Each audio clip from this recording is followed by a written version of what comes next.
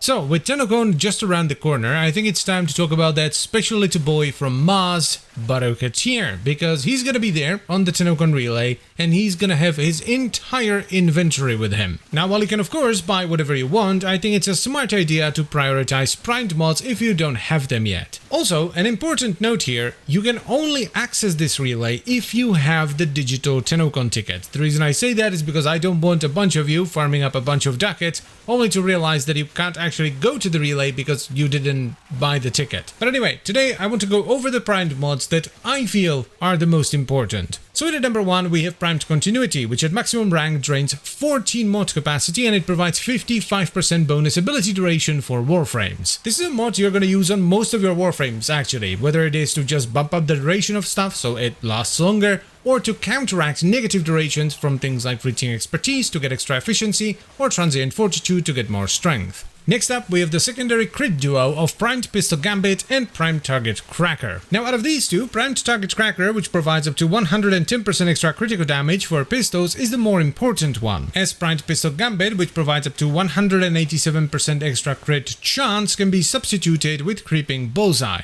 which actually provides more crit chance than Primed Pistol Gambit, but it lowers your fire rate, so Primed Pistol Gambit ends up being superior on most weapons. Now we of course cannot forget about Primed Ravage as well. This provides 110% crit damage for shotguns. This used to be a fairly niche mod as we did not have that many crit based shotguns, but nowadays we have quite a few, so definitely pick this one up as well. Next up we have Primed Reach, which provides up to 3 meters of extra range for melee weapons. This is a very important mod for a ton of different melee weapons. And it's not just more range feels good, this actively increases the DPS on a lot of weapons as well. Because a lot of combos move you around and they also tend to be fairly flaily, so having extra range actually allows you to connect more reliably with your melee attacks. So definitely get Primed Reach as well. It does nothing on paper, but when you actually play the game you will realize how strong this mod actually is. I mean, range on melee weapons is so strong I sometimes run Primed Reach and spring-loaded blades to get 5 meters of extra range. Moving on, we have Primed Heated Charge, which provides up to 165% bonus heat damage for pistols. This adds a bunch of really good upfront damage, as heat is a pretty desirable damage type, and it's fantastic for damage over time setups as well, as it allows you to get a much more favorable ratio of Viro and heat.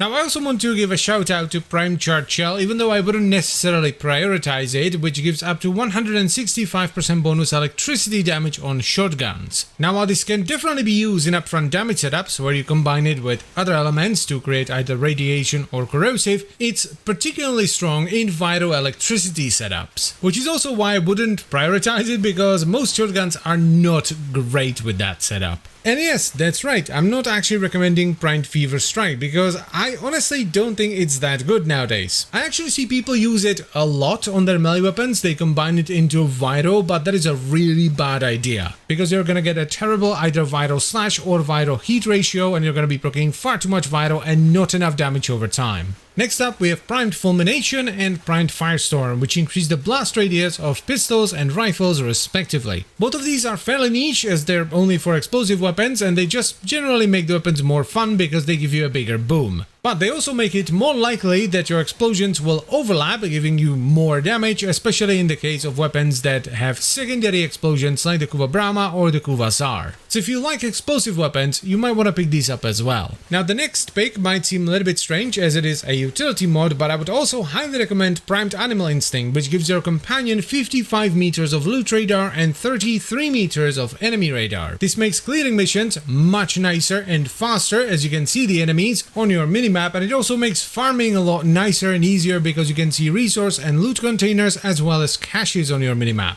I know this might not seem like a great mod to pick up, but trust me, whenever I accidentally go into a mission without my companion so I don't have the massive loot and enemy radar, I feel completely and utterly blind. And to top it all off, we of course have to talk about Primed Faction mods. These are insanely strong as they provide a crazy high multiplier against a specific faction. but they're just not worth it for most people. I barely ever use them. I mostly use them just to see how far I can push a specific weapon. I don't use them on a regular basis because it requires a lot of faffing around, because every time you fight a different faction you have to swap your mods. They're also very expensive, not to just buy but to also rank up. And you have Prime Cleanse of Corpus, Grenier, Corrupted and Infested, and you have Bane of Grenier, Corpus, Corrupted and Infested, and so on and so on and so on. That's a lot of credits, a lot of ducats and a lot of endo for something that's not necessary in 99.9% of the game. So unless you're a super sweat lord or sweat lady, I suppose, I would not recommend these. And that is it for my primed mod recommendation. I thank you very much for watching. As always guys, I hope you enjoyed the video and found it helpful. I would like to extend a special thank you to all the channel members. Thank you very much guys, I really appreciate your support.